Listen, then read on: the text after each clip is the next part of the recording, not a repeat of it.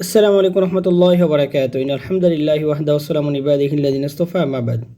কাছে এবং দূরে যে যেখান থেকে আমার কথাগুলো শুনছেন বা শুনবেন সকলকে জানাচ্ছি আন্তরিক শুভেচ্ছা অভিনন্দন। আমি হাবিব আছি আপনার সাথে। আপনারা লক্ষ্য করে দেখতে পেয়েছেন যে আমরা আমাদের প্রিয় একজন বোন রামিসা আক্তারকে মূলত আমরা ভুলে গেলাম। তাকে কেন্দ্র করে আমরা মূলত কিছু কথা বলবো ইনশাআল্লাহ। এই দুনিয়ার জামিনের ভিতরে বাবা মা নিঃস্বার্থ পরিমাণ ভালোবাসেন তার সন্তানকে। তবে আমরা এমন এক জাতি হয়েছি, আমরা আমাদের রামিসার কথা মূলত দিন দিন ভুলে যাচ্ছি। আমাদের দেশ যেন, রাষ্ট্রপ্রধান যিনি আছে তিনিও যেন এমন হয়ে যাচ্ছেন যে তার রামিসার কথা যে বলেছিলেন, প্রমিস করেছিলেন, সেই প্রমিস থেকে মূলত এখন আলাদা হয়ে যাচ্ছে এমনটা মনে হচ্ছে। তবে আমরা আশা রাখি আমাদের প্রধানমন্ত্রী তারেক রহমান জনাব, তিনি রামিসা আক্তারের যে প্রমিস করেছিলেন তার বাবার কাছে, সেই প্রমিসটা মূলত তিনি বাস্তবায়ন করবেন ইনশাআল্লাহ। এবং আমরা পাশাপাশি এই কথাটাও বলি, রামিসা আক্তারকে যারা মূলত ধর্ষণ করে হত্যা করেছেন, আমরা যদি লক্ষ্য করি আজকে আমরা লক্ষ্য করলে দেখতে পেরেছি যে তার প্রধান আসামি তিনি বললেন যে তার স্ত্রী নির্দোষ, এবং পাশাপাশি তিনি বললেন যে তাকে তিনি ধর্ষণ করেছেন, এবং পাশাপাশি আবার নিউজও পাওয়া যায় তিনি মূলত ফ্ল্যাটের মধ্যে নিয়েছিলেন। আর আরেকজন ডলার নামে একজন লোক আছে, তিনি ধর্ষণ করে পাশাপাশি তাকে হত্যা করা হয়েছিলেন তিনি বলতে চাচ্ছেন। তো প্রধান আসামি এখানে পাওয়া যাচ্ছে, তার পাশাপাশি তিনি আরেকজনের তথ্যও দিয়েছেন, আবার পাশাপাশি তার স্ত্রীকে নির্দোষ মূলত বলছেন। বিষয়টা যেন এখন কেমন হয়ে যাচ্ছে, মানে গোলাটা একটা এমন হয়ে যাচ্ছে, এমনটা না। এমনও হতে পারে যে সরকার পক্ষ বা আমরা বলতে পারি যে তার সাথে যে অ্যাডভোকেটরা আছে তারা এই বিষয়টাকে কেন্দ্র করে আর একটা যে ফয়সালাটা হবে, আমাদের মহামান্য আদালত যে ফয়সালাগুলো দিবেন সেই ফয়সালাটাকে লং জার্নি করার জন্য এমনটা করতে পারে তারা। রামিসা আক্তারের যে প্রধান আসামি তিনি এমনটা করতে পারে। তবে আমাদের রিকোয়েস্ট থাকবে যে খুব দ্রুত মূলত আমাদের রামিসা আক্তারকে যে মূলত করেছেন, প্রধান আসামি তো আমরা পেয়েছি আলহামদুলিল্লাহ। তিনি যে শাস্তি পাওয়ার উপযুক্ত, সে কী শাস্তি পাওয়ার উপযুক্ত আমরা সেটা বলি যে আল্লাহ সুবহানাহু ওয়া তাআলা কোরআন কারীমের ভিতরে বলছেন, কোনো মানুষ যদি বিবাহিত অবস্থায় যদি জিনা বিবিচার করে তাকে প্রকাশ্যে এনে রজব মেরে পাথর মেরে যেন তাকে হত্যা করে দেওয়া হয়, এটা আল্লাহ সুবহানাহু ওয়া তাআলার নীতিমালা এবং আল্লাহ সুবহানাহু ওয়া তাআলার আদেশ। তো আল্লাহ সুবহানাহু ওয়া তাআলার আদেশটাকে আমরা মূলত বাস্তবায়ন করা, এটা হচ্ছে আমাদের মূল কথা। এই দুনিয়ার জামিনের মানুষগুলো যেন এমন হয়ে যাচ্ছে যে রব্বুল আলামিনের যে আদেশগুলো আছে সেই আদেশ থেকে মূলত দিন দিন তারা মূলত আলাদা হয়ে যাচ্ছে। আমরা যেন আল্লাহ সুবহানাহু ওয়া তাআলার সকল নিয়ামত মূলত ভোগবিলাস করছি, কিন্তু আল্লাহ সুবহানাহু ওয়া তাআলার কথা থেকে আমরা অনেকটা দূরে চলে গেলাম এবং আলাদা হয়ে যাচ্ছি। আমার প্রিয় দেশের রাষ্ট্রপ্রধানের কাছে অনুরোধ থাকবে যে মদিনা সনদের কথা আপনি বলছিলেন, সেই মদিনা সনদ দিয়ে সমাজ দেশ রাষ্ট্র মূলত পরিচালনা করেন। আল্লাহ সুবহানাহু ওয়া তাআলার নীতিমালা দিয়ে সমাজ দেশ রাষ্ট্র মূলত পরিচালনা করেন। আপনার কাছে একটা রিকোয়েস্ট থাকবে, আমার দেশের প্রধানমন্ত্রী তারেক রহমান, আমরা দোয়া করেছিলাম আল্লাহ সুবহানাহু ওয়া তাআলার কাছে, আল্লাহ যেন আমাদেরকে এই দেশের প্রধানমন্ত্রী যেন একজন পুরুষ দেন, নারী যেন আর না দেন। তবে আলহামদুলিল্লাহ আমাদেরকে একজন প্রধানমন্ত্রী পুরুষ দিয়েছে, এটা নিয়ে আমরা মূলত গর্ববোধ করতে পারি।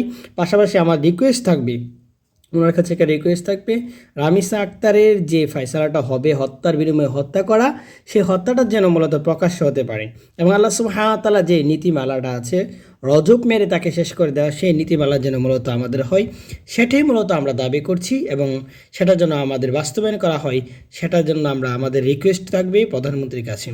পাশাপাশি দেখেন আমরা জাতি যেন এমন হয়ে যাচ্ছি, তাকে মূলত ভুলে যাচ্ছি, রামিসাকে যেন আমরা দিন দিন মূলত ভুলে গেলাম। আমরা দেখেন একটাবার লক্ষ্য করে দেখেন, আমরা কয়েকদিন আগে আমাদের মরিয়মকে, তারপরে ঝুমাকে, নাসরিনকে, এই ধরনের মানুষদেরকে আমরা মূলত আস্তে আস্তে ভুলে গেলাম, কিন্তু তার বাবা মা কিন্তু তাদের সন্তানকে ভুলে যান নাই।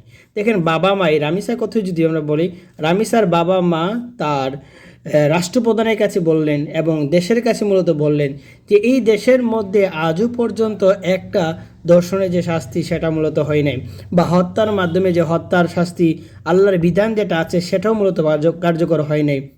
এই বাংলাদেশের মধ্যে একটা জিনিস আমাদেরকে নজির দেখাতে পারে না, এই জাতি আমরা মূলত আজ কত হতভাগা আছি সেটা মূলত বলা শেষ করা যাবে না। দিয়ে আমরা এই জাতিটা নির্লজ্জ এমনটা হয়ে গেলাম যে আজও পর্যন্ত এই বাংলাদেশের মধ্যে একটা ধর্ষণের শাস্তি বা একটা হত্যাকাণ্ডের শাস্তি সেটা যে প্রকাশ্যে করবে সেটার জন্য মূলত আমরা এখনও বাস্তবায়ন করতে পারলাম না। তো রামিসার বাবা মার কথাটা, দুঃখটা এটাই ছিল যে বাংলাদেশের মানুষ আজও মূলত পারবে না যে এই রামিসার যে হত্যা করেছে তাকে প্রকাশ্যে এনে হত্যা করা, এটা শাস্তি আল্লাহ সুবহানাহু ওয়া তাআলার শাস্তি।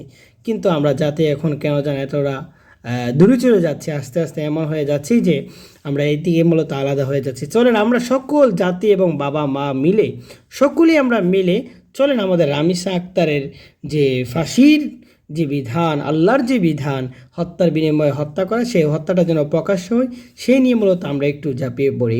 পাশাপাশি আমাদের বিরোধী দলের যে নেতা দেখতে পেলাম, আমাদের ডক্টর শফিকুল ইসলাম সাহেব, তিনি মূলত হজ করে আসলেন, আলহামদুলিল্লাহ। তিনিও দেখলাম আজকে সাংবাদিকদের মাধ্যমে তিনি জানালেন যে রাষ্ট্রপ্রধানের কাছে আবেদন করলেন এবং পাশাপাশি বললেন যে তার পক্ষে যেন কোনো মানুষ যেন না দাঁড়ায়, অ্যাডভোকেটরা যেন না দাঁড়ায় এবং তার শাস্তিটা যেন প্রকাশ্যে মূলত হয়।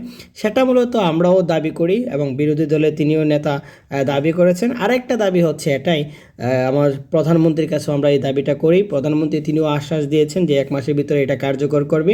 বাংলাদেশে যদি একটা দর্শনে যদি আপনি যদি আলহামদুলিল্লাহ যদি প্রকাশ্যে এনে যদি আপনি শাস্তি দিতে পারেন, তাহলে আশা রাখেন বাংলাদেশে ধর্ষণ, জিনা, ব্যভিচার থেকে মূলত অনেকটা দূরে চলে যাবে, হত্যাকাণ্ড থেকে অনেকটা দূরে চলে যাবে। তাই আসুন, আমাদের রিকোয়েস্ট থাকবে রাষ্ট্রপ্রধানের কাছে সেটা যেন বাস্তবায়ন করা হয়। স্বার্থপর দুনিয়ার জমিনের ভিতরে বাবা মা ছাড়া মূলত কেউ মূলত আপন থাকতে পারে না।